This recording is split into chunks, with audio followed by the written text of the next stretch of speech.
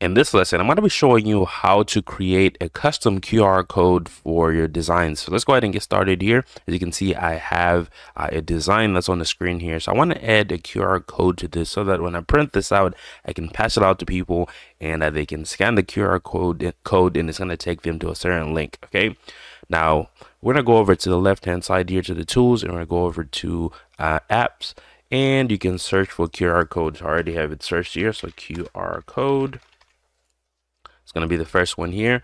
You're going to have these options here, right? So as you can see, there's obviously a lot more QR codes here that are designed. So I'm just going to go with the first one here, which is the basic one, which we are going to be able to customize. So click on that.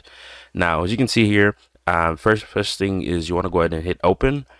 All right, so the first thing is going to ask for a URL, right? So what website are you trying to redirect people to?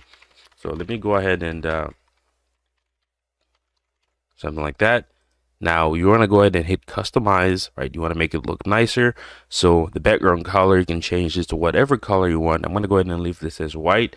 And you also have a foreground color. I'm going to leave this as black. And you can change the margin here. I'm going to go ahead and hit generate code. There we go. Now I have my code here. Now if I was going to, let me go ahead and delete this. If I was going to just do the same thing here.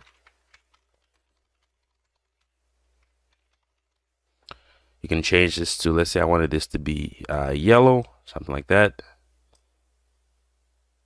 Hit generate code. Actually, let's make it red. Okay.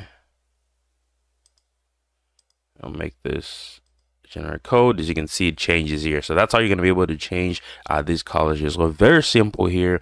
You know, you can have a bunch of designs. So if I go over to, let me go back to my applications here. Look for QR code. As you can see, there's other options here, right? So if I wanted to open this one, and you'd have to connect, you know, the API keys and stuff like that. So there's different options that you can use, but I recommend just going with the basic one here that you can easily customize and add the links that you're trying to redirect people to. So that is pretty much it for this lesson. I'll see you guys on the next one.